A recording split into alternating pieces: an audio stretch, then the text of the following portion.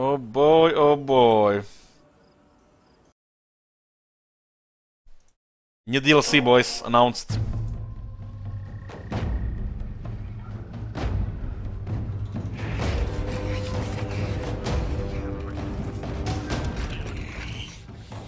Ho ho ho!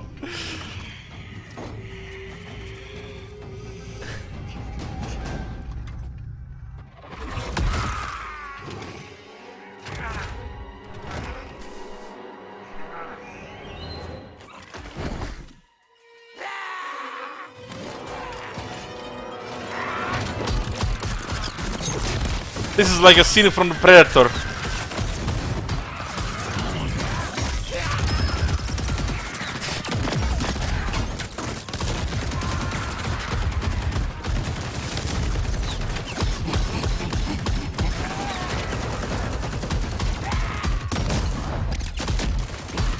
Yoo-hoo!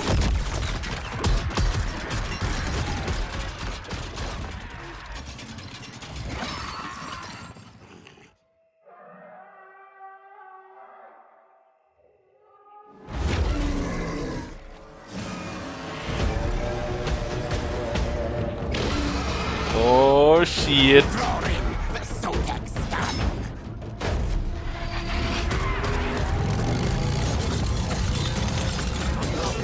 Ho ho ho!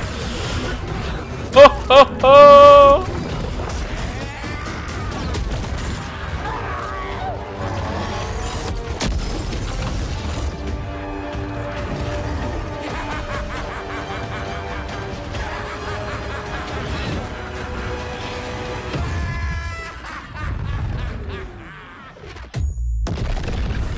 What the hell is that? I see Skryre and ICBM.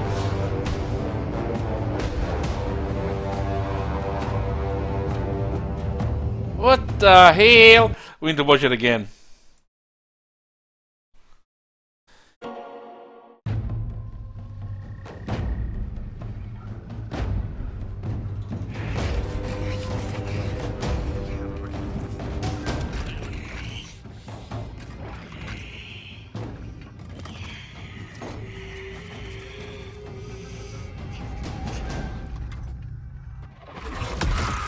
Yeah, this definitely looks like a scene from Predator.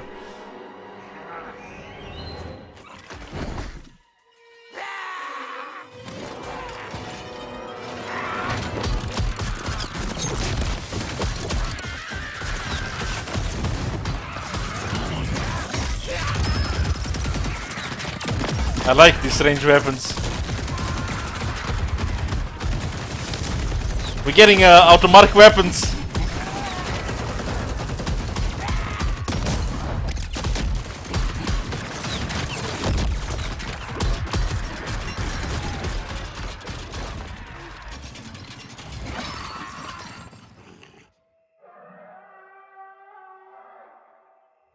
Does look like Skryre.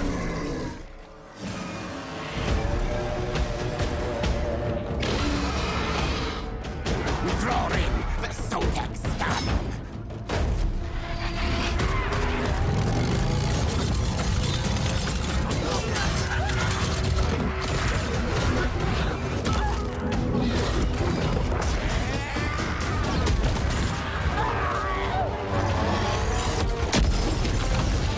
Oh god damn!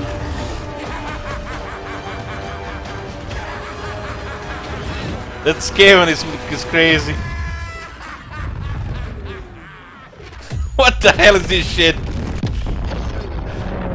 What the hell is that shit?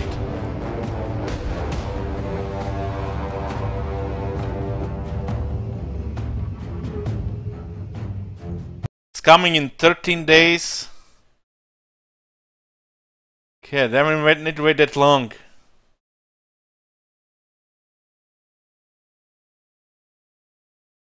One moment, guys. Let's check it on Steam. What it says on Steam. Boy, that's looks good. Finally, we get some what?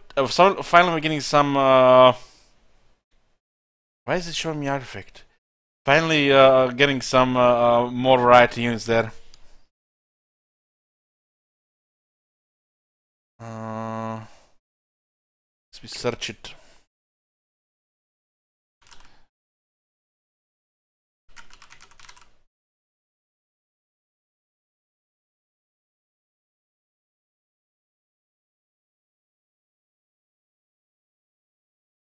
Is it on Steam yet?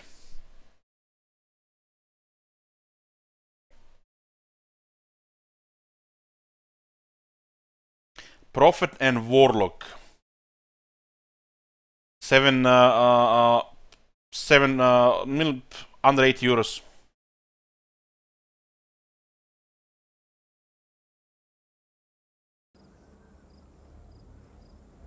Let's see what do we have here. 4 screenshots.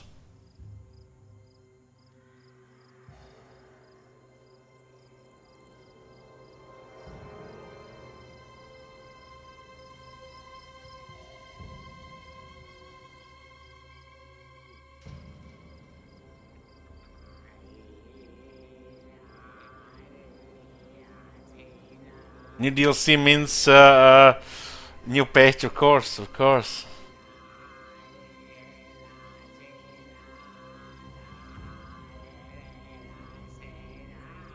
Skink. You're more. What are you talking about, King Roma? You're not excited about the new Skaven units? The Prophet and Warlock is the latest Lord spec for Total War Warhammer 2, introducing 2 rival legendary lords from the world of Warhammer Fantasy Battles. Each with their own objectives, mechanics, units, and playstyle, for use in both Iron Vortex and Mortal Emperor's campaigns. 2 powerful new legendary lords with new quest chains, legendary items, and skill trees. Play as the clan Skryre for the Skaven and Cult of Sotek for Lizardmen, with unique new campaign mechanics. 2 new additional lord types. Yoo-hoo! 9 new battlefield units and variants, including the bullet-spewing rattling gun weapon teams and the fearsome Reproductals. Unleash ultimate devastation with the clan Skryre Doom Rocket, or summon an aspect of the very Serpent God himself in the battle with Invocation of Sotek.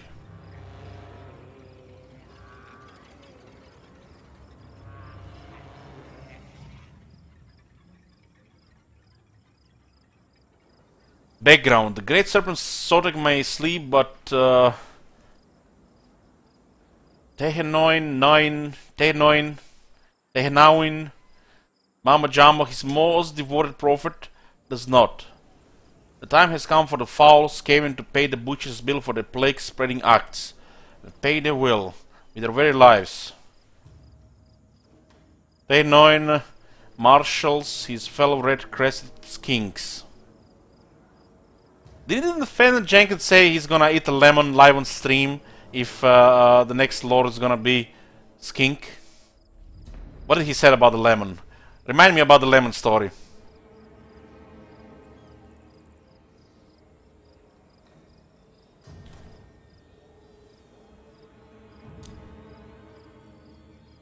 There will be sacrifice of vast crimson sacrifice. Only when the temple city altars are drenched with scared blood will the serpent god become manifest and enact his divine wrath.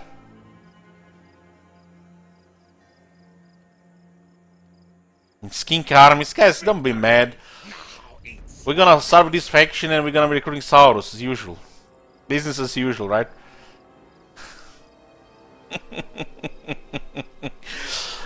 Even before Skink Lords were better than Slan.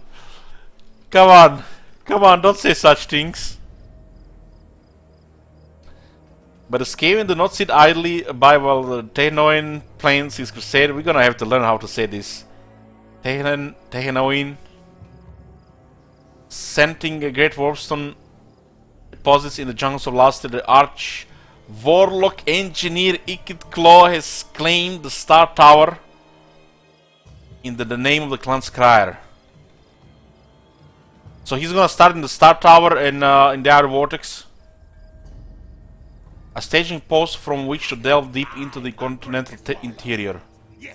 With the Forbidden Workshop at his disposal, the Eager Claw will bend the raw staff of chaos to his twisted designs, forging ever more ingenious and cataclysmic weapons, and placing the Warlock engineer on a collision course with the Prophet of Sotek.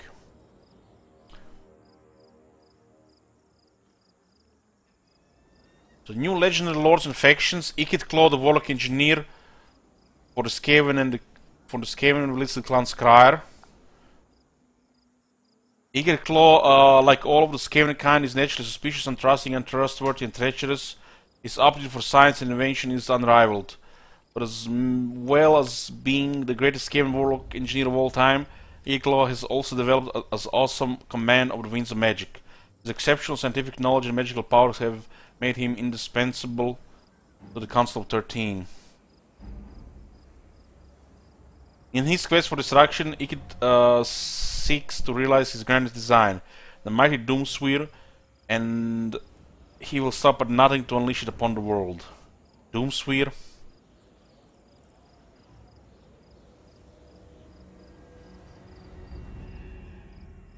Clan Skryre brings several unique faction features and mechanics to Total War Warhammer 2. Clan Skryre Forbidden Workshop. With access to the infamous Forbidden Workshop, Clan Skryre players can spend resources to upgrade various units such as Doom Wheels. Holy shit, I like the sound of that. Doom Flares and the weapon teams with powerful new stat boosts and attributes. As the player upgrades in each category, they will unlock further ancillaries and eventually new regiments are now unique to the Forbidden Workshop. Yoo-hoo! Now that's the good shit! When you can just click buttons and get more upgrades for your units. Pay them with money. Plus 5% charge bonus. Come on, shit wizard. There's gotta be some upgrade that will increase like range for the weapon teams and toughness for the Doom Wheel. Workshop progress requires food and warp fuel. A new resource gathered after battles. New research tiers in the workshop may be unlocked by completing unique missions. But the deadliest invention by far that the workshop offers is the Warp Storm Doom Rocket. Now that I read this shit with the Forbidden Workshop, I just remember Greenskins, Empire. What about the Empire, Pepe Hands? What about the Empire?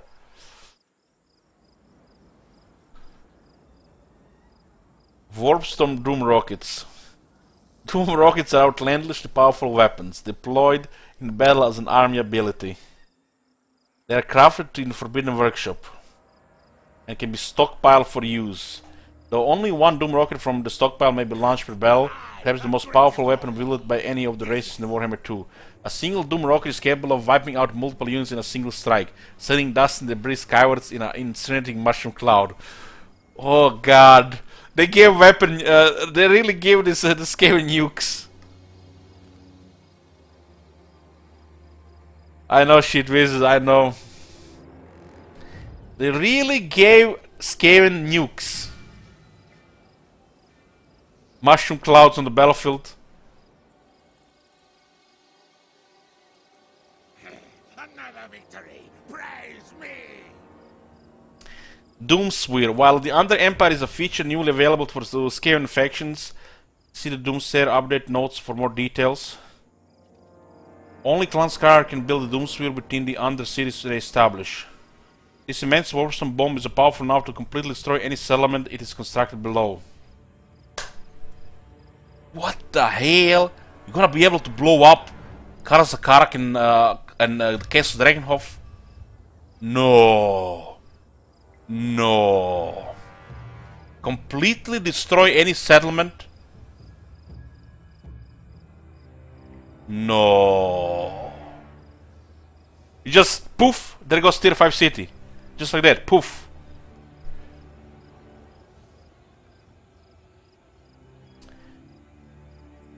Unique Lord, Warlock Master. The Warlock Master is a castle lord who uses the lore of ruin in battle. Warlock Masters have unique skills which grant further bonus to Doom Flares, Doom Wheels, and weapon teams. They may upgrade to ride a Doom Flare or Doom Wheel in battle. Unique units, Rattling Gun Weapons Team. Specialist anti-infantry gun teams bearing the rotating rapid-fire Rattling Gun. Rattling guns are heavy damage dealers which also suppress their targets, slowing their movement. Well, goddamn. We're gonna get some Skaven firepower armies. Warlock Jezzails. Long range armor piercing sniper infantry. The sharpshooters have the highest quality shields and a projectile confer the shield breaker contact effect. So you combine Warlock Jezzails with the rattling gun weapon teams. This is definitely gonna be a war zone with modern weapons now with the Skaven. Hopefully the range is right on these units. Doom Flares, smaller than Doom Wheel and twice as messy. Doom Flares are designed to punch through enemy lines and deal powerful armor piercing damage.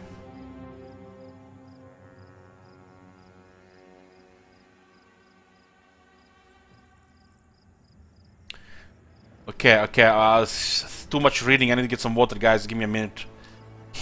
I'm shaking right now. Shaking.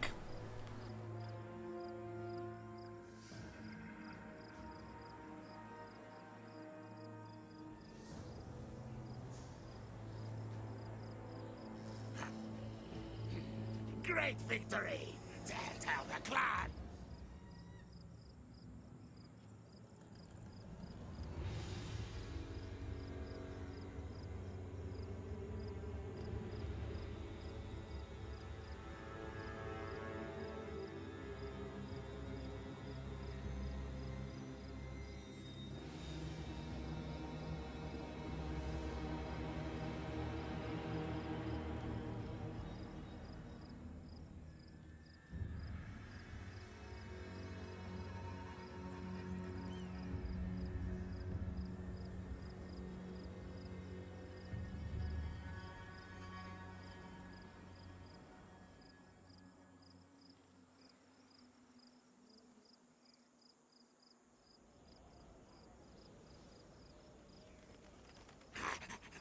I'm greatest warlord.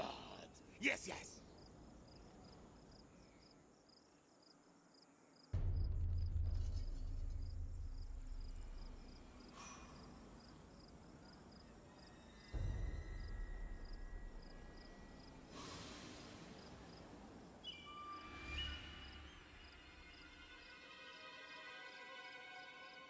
We're finally getting our fix after 5 months.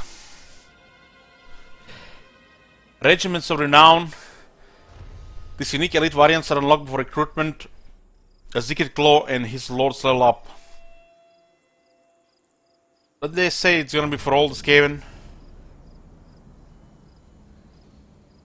Ikit's Zap Zap, Warplate Cannon, Regiment of Renown. Hell yeah!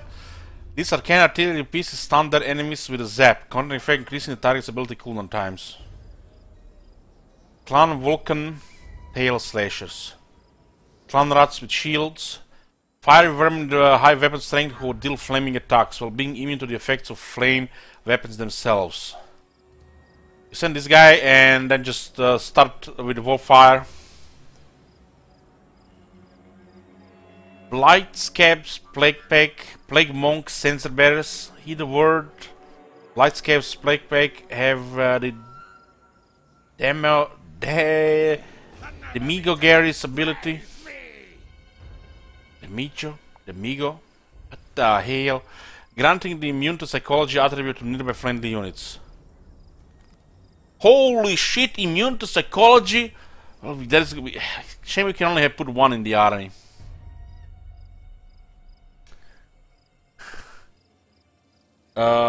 Teeth Breakers, Rattling Gun weapon teams. The sneaky shooters carry concealment bombs, granting them stock and unspottable at the moment notice. So Rattling Gun weapon teams with concealment bombs, that's good.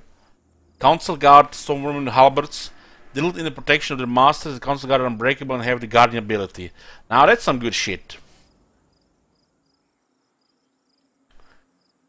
We have the Natty Bubo's Sharpshooters, Warlock Jezzails, the Ultimate Sniper Crew. Natty Bubo's Sharpshooters have both the stock and the sniper abilities. Hell yeah! Get the long range sharpshooters with stock and snipe. The ultimate harassment unit. What is next? The Dwarf Team Menace, Doomflares, Perfect for sighting through tough Dawi armor. The Dwarfing Menace has the Thunder armor countering effect and causes fear. Wheels of Doom. What is this? What is this? Wheels of Doom. It sounds like an orc unit. Fires extra powerful missiles which confer the discourage contact effect on their target. Vietnam flashbacks. What? Olympia. Okay, 5 additional regiments of renown will become available upon completion of key projects in the Forbidden Workshop. These units are only available in campaign, not in custom and multiple battles. Holy shit, they get a lot of these special units, huh?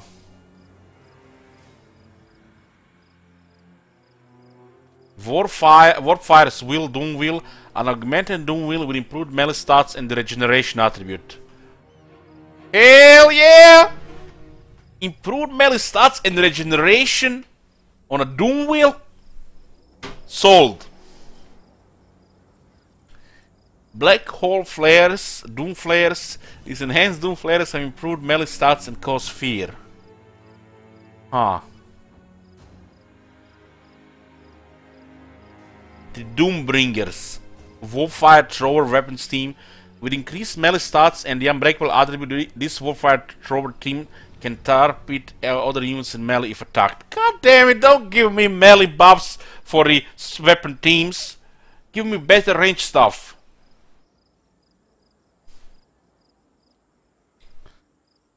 Eye Takers, Warlock, Jezzails.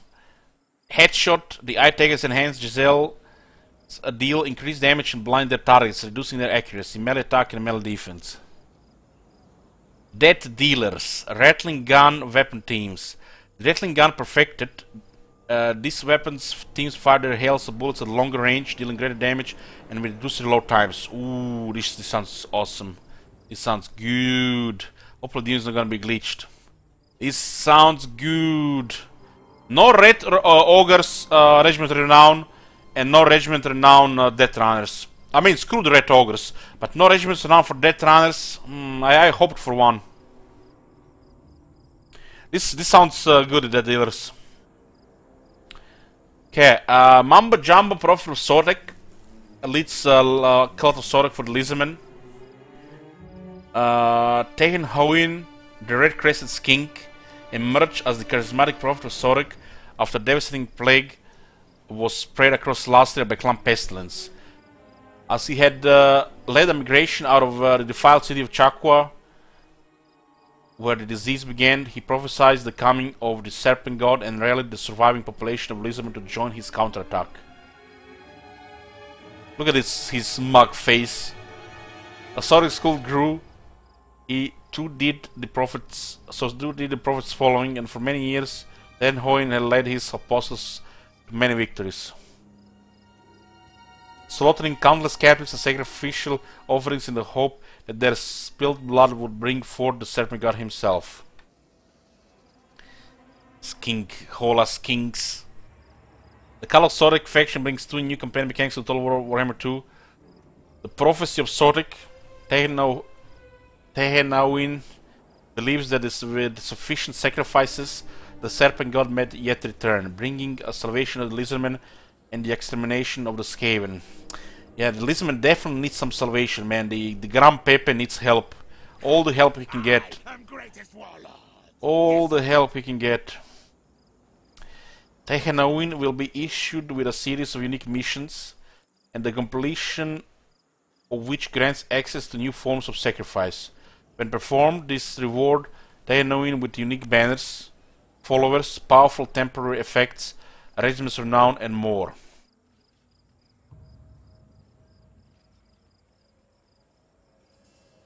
Sacrifices to Sotek. As Tehenawin and his forces win battles against non-Lizardmen armies, they may choose to mark any post-battle captives as sacrificial offerings. As the offerings build, they may be spent on performing the sacrifice accessed by the Prophecy of Sotek missions. The Ultimate Sacrifice, Invocation of Sotek. The highest level of sacrifice grants Tehenawin the ability to invoke Sotek himself. manifesting an aspect of the Serpent God in battle to deal devastating damage to his foes. Unique Lord, Red Crested King Chief. Red Crested King Chiefs are powerful melee-focused lords capable of leading armies, with their own unique skill tree. They may be upgraded to ride a Horned One, a Reaperdactyl, and later a fearsome Ancient Stegadon.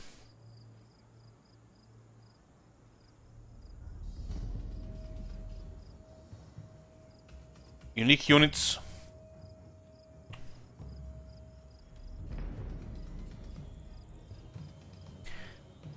Henoin's armies may recruit and field all new battlefield units. It doesn't mention it for the rest of the Lisbon. I guess it's for the rest of the Lisbon as well. Red Crested Kings, armed with great... What the hell? I can't read that with a straight face.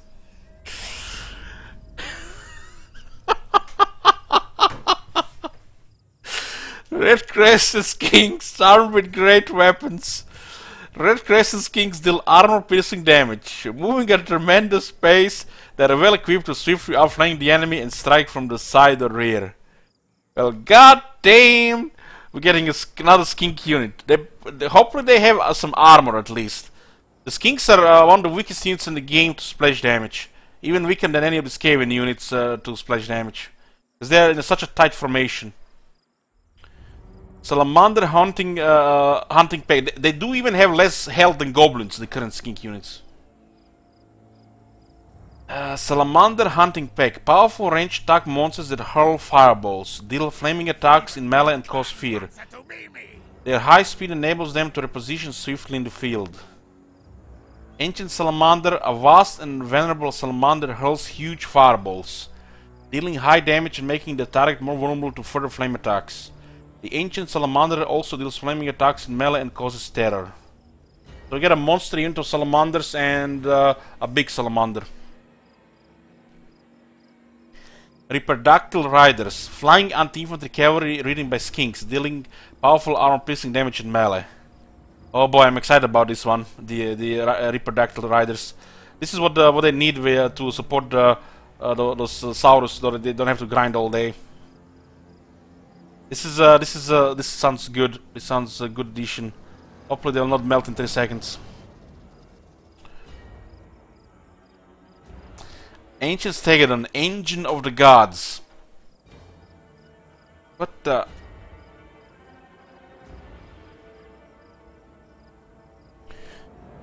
variant of the mighty Stegadon mounted with the Engine of the Gods, which can cause burning alignment beam attack, and the portent of warding to protect nearby friendly units. Well, this sounds interesting. Bastiladon with the Ark of Sotek. That's another Bastiladon. A Bastiladon mounted with the Ark of Sotek, able to summon a writing vortex of poison-dealing serpents around itself in combat. So pretty much get more of the same with the addition of Reaperdactyl Riders. This is pretty much the biggest addition to the Lizardmen. The Reaperdactyl Riders.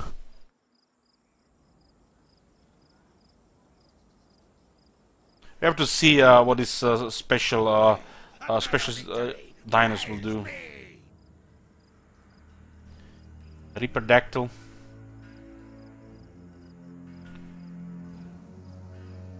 Regiments of Renown. The Henoin armies may field all new regiments of renown. These are unlocked for the recruitment as the appropriate sacrifices are made to Sotek. And don't mention the other Lizardmen in here.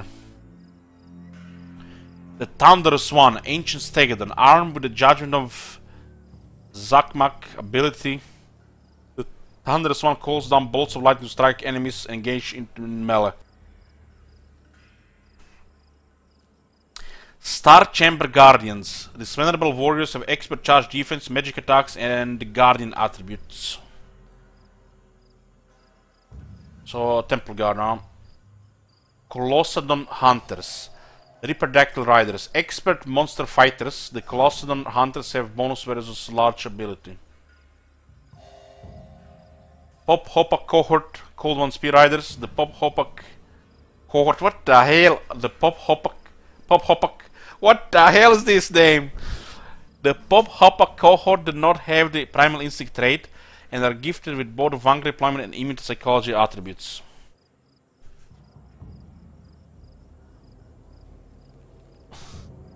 Legion of Chakwa Saurus Spears. These legendary Saurus warriors have the Shield of Chakwa ability, granting unit missile resistance to nearby friendly units. So you're telling me they put a Regiment of Renown unit in the game on a Saurus Spears, but not Saurus Spears with shields? I forgot, whoever done this haven't forgot the Saurus Spears actually have a shield variant.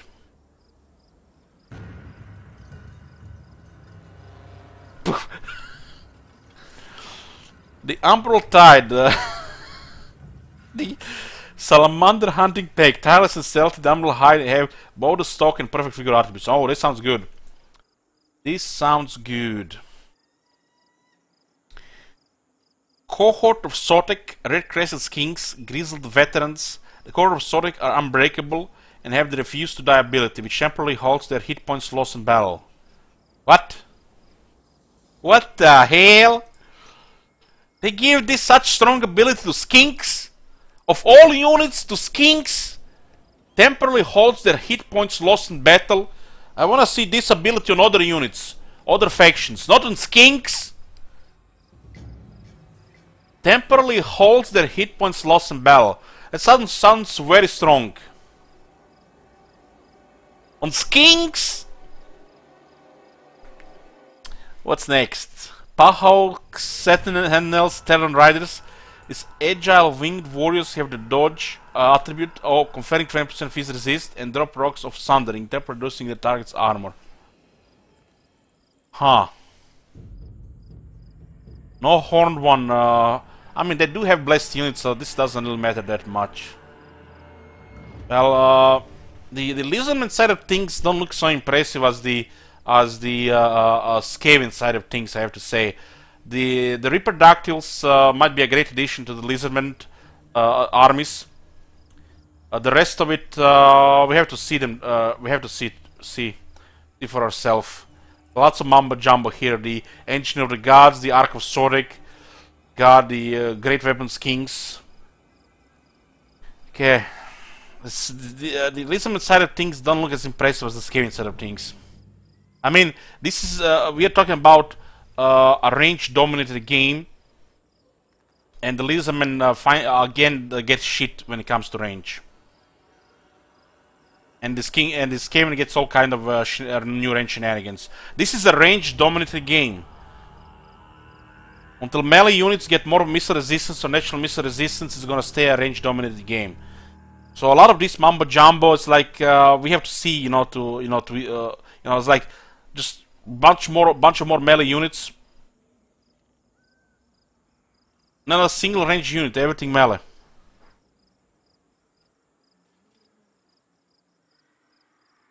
They just don't have serious range. I mean, they could have added something.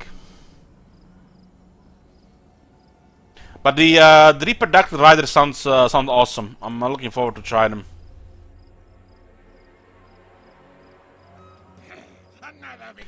Salamander Hunting Pack.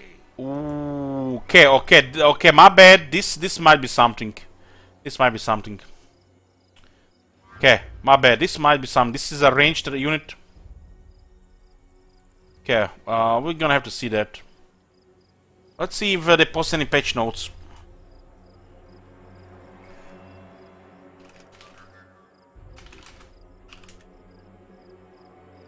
They already have powerful melee units. They just need they just more other stuff. Okay. What do we have here? Total War Warhammer 2, the Prophet and the Warlock frequent questions.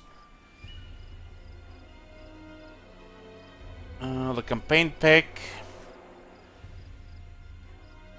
The only two factions. But they haven't mentioned any free LC. What do we get for the with the Queen and the Crown? We got Lariel, we got Crown Helebron, We got Alitanar.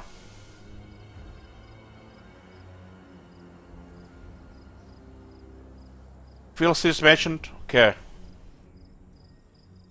We read most of this.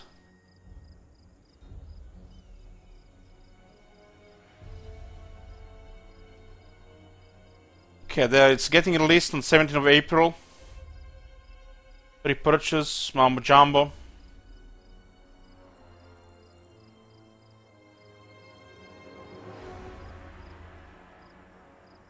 Okay, okay, what do we have here? What's free content that will be released alongside DLC? We have a lot of free content in the chamber that will be available to everyone who owns Total War Warhammer 2, regardless of whether you buy Prophet in the Warlock or not. There's never been a better time to go back and play the game, especially if you're a Skryre or Lizardman fan. Yes, there'll be a new free Legend Lord to play as, but also coming alongside this DLC will be the Doomsayer update for all players. A refresh of the Skaven and Lizardman faction with an overhaul of Bretonnia in the Mortal Empires campaign. This update could easily be our most extensive yet. Most extensive yet, huh? I just wish they treated the Mortal Empires more serious and as the main campaign and not the Idle Vortex as the main campaign. Don't give a shit about our Vortex campaign. Hope in Warhammer 3 the combined campaign is gonna be treated more serious than the Warhammer 3, the actual Warhammer 3 campaign. Because when they released the Warhammer 2, they expected to put minimal effort in the Mortal Empires from the look of it. The pressure from the people made them put way more effort in the Mortal Empires. Who plays out of Vortex? New players. So they're for just for the new players.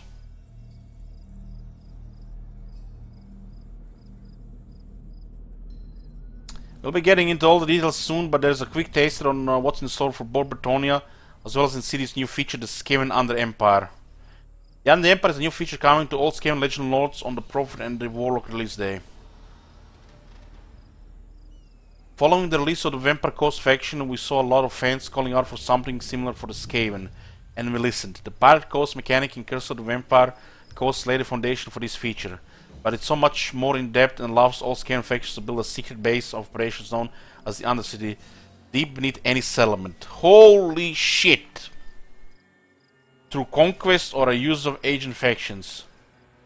Well, goddamn, they're turning Skaven into best faction. Look at this shit. That new workshop and now this. Hopefully, they're not gonna have the crash follow-ups from the codes they learned from that mistake. That sounds so powerful. I am greatest warlord. Yes, yes. Yes, yes. Once established, a whole host of buildings, whole host options will be available, including wealth, resource, and corruption buildings.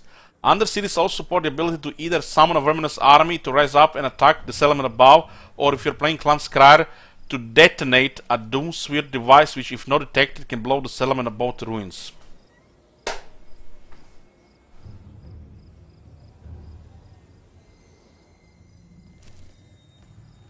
Remaining hidden is key to developing the Under Empire to its fullest, but with each addition to the tunnels and warrens, the risk of being spotted grows ever greater. Okay, so there's a downside. This is definitely a mechanic Skaven we're missing. Definitely.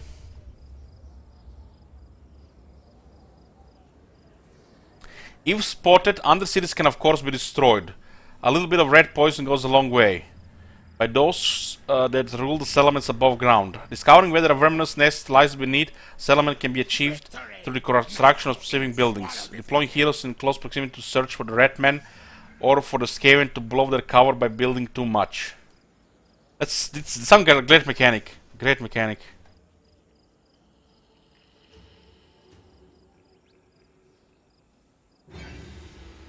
This makes the Under Empire a truly cat and mouse feature, where settlement owners above ground can be blissfully unaware of the activity below until it's all too late. This sounds amazing. What did Lizardman get again? I already forgot. Additionally, all Lizardman Legend Lords will be able to unlock a quest chain to seek out Lord Croak. Okay, okay. The last of the first generation Slan. Although technically dead, his spirit remains and still exerts its power over the living world. In before Legendary A gets 100% detection chance. Well, that'll suck. Hey, Tosa Salad, they announced the new DLC. We are reading what has been released. I suggest you go watch the last 30 minutes of this video. Great victory. I have to say that all this looks very amazing, guys. Got me super excited.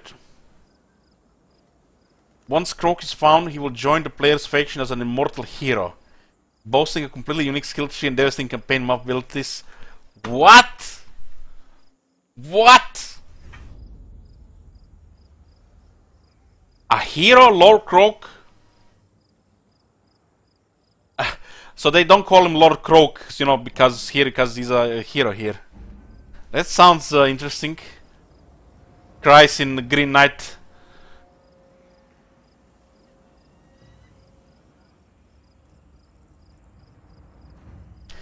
Devastating campaign map abilities. Skryre in Gran Pepe. Gran Pepe, Pepe hands. Now this as well.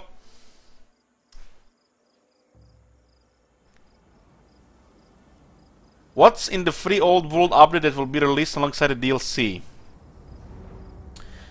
Bretonnia will be getting a number of updated features. One of these is the WoW system, available to all Bretonnian Legend Lords, Prophetesses and Paladins, replacing the existing WoW skills.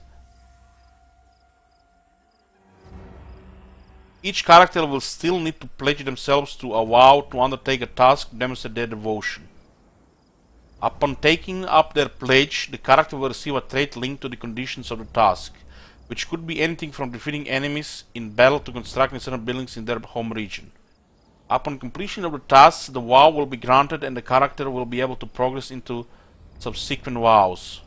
Once completed, each WoW will grant the character a selection of buffs and benefits, such as upkeep reduction for specific units, increased armor, or even immortality.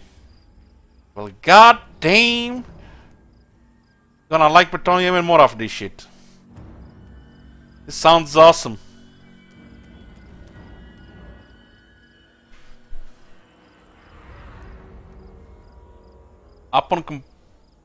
Beyond the brand new WoW system, Bretonnia have also received a lot of other updates, which include new technologies,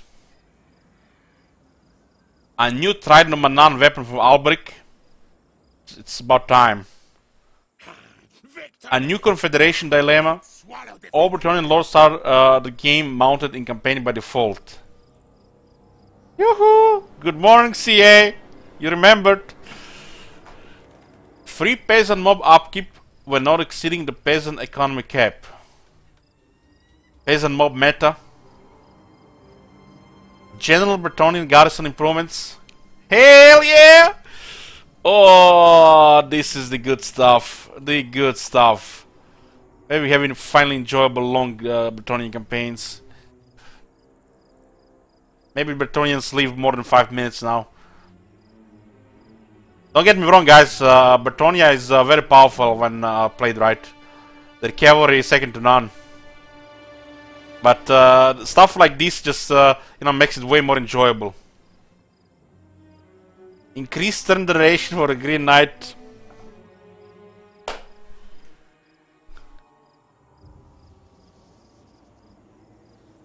Duration for a Green Knight. The Lizardman getting Lord Croak, and we're gonna have to use Green Knight for 5 more turns to spy in the desert. The Green Spy. Great victory. Tell the clan. Unlimited Green Knight uses when reaching level 5 of the chivalry bar. Huh. So you're gonna get to use the Green Knight for longer, but also you're gonna have to wait for the cooldown for longer as well. Hopefully the cooldown is not more than 15 or 20 turns. Because it sucks. That would suck.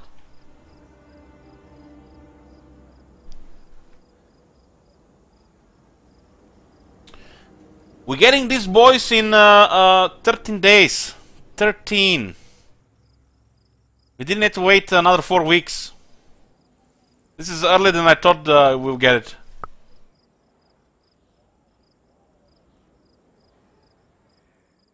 Asterix, we already watched the trailer.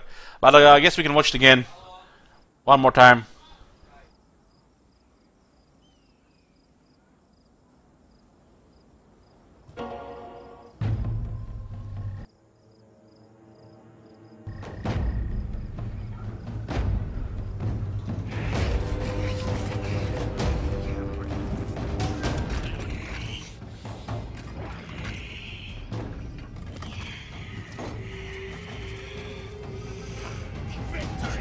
Arnie is somewhere in these trees.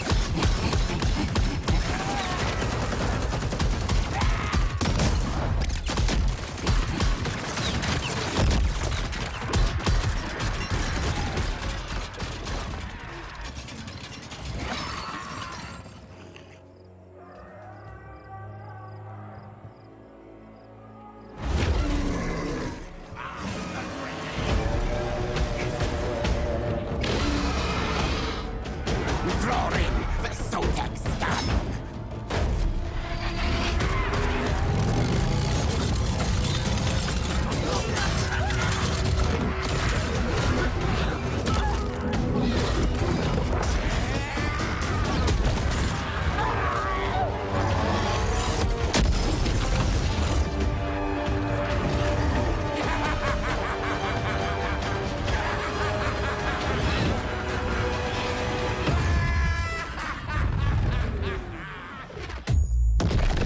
This game and have the last word.